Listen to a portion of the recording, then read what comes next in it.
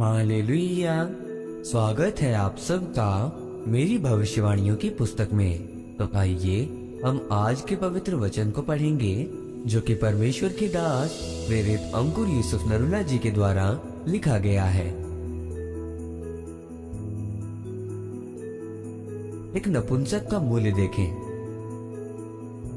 जैसा कि मत्ती की पुस्तक अध्याय 19 उसकी 12 आयत में लिखा है, क्योंकि कुछ नपुंसक ऐसे हैं जो माता के गर्भ से ही जन्मे, और कुछ नपुंसक ऐसे हैं जिन्हें मनुष्य ने नपुंसक बनाया, और कुछ नपुंसक ऐसे हैं जिन्होंने स्वर्ग के राज्य के लिए अपने आप को नपुंसक बनाया है। जिसको ग्रहण कर सकता है वो ग्रहण करे।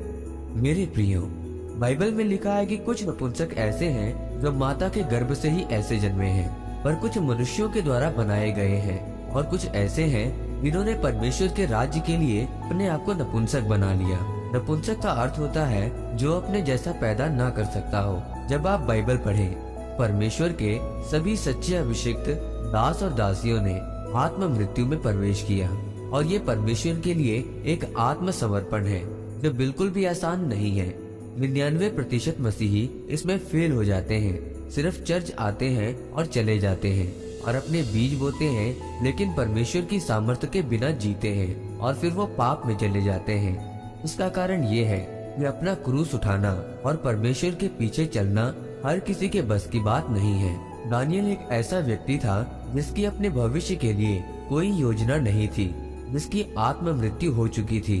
पुराने नियम में जब राजा लोग बच्चों को उठाकर ले जाते थे तो उनको पहले खोजा बनाया जाता था ताकि वो बच्चा पैदा न कर सके, और उसने परमेश्वर के साथ पवित्रताई में चलना नहीं छोड़ा।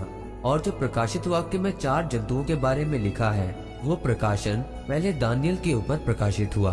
उसको शेरों के मांद में डाला गया, पर शेरों ने उसे खाया नहीं, और अपने जीवन भर वो हमेशा एक स्तर से दूसरे स्तर पर जाता रहा। पर जब आप उसके मूल्य को देखें जो उसने अदा किया, तो आपके रोंगटे खड़े हो जाएंगे।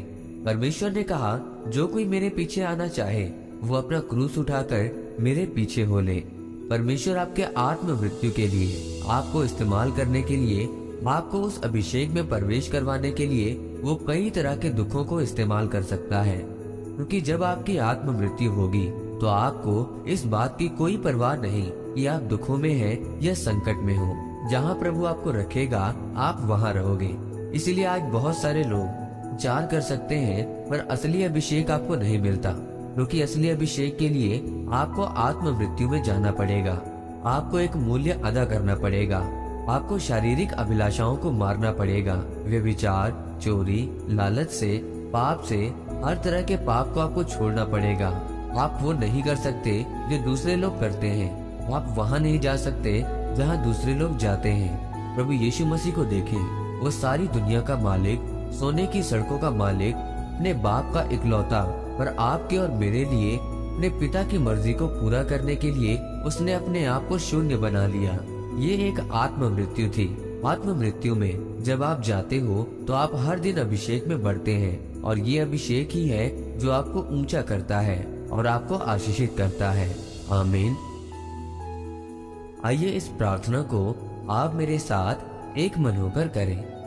सर्वशक्तिमान परमेश्वर, इस वचन के लिए मैं आपका धन्यवाद करता हूँ। परमेश्वर, मैं ये प्रार्थना करता हूँ कि आप मुझे अपने वचनों पर चलने के लिए अनुग्रह दें। मुझे अपने पवित्रता वाला जीवन दें कि मैं अभिषेक पा सकूं और आपके काम करने पाऊं। प्रभु यीशु मसीह के नाम में आमीन। परमेश्वर आप सबको आज के वचन के ऊपर मनन करने के द्वारा आशीषित करे। आमीन।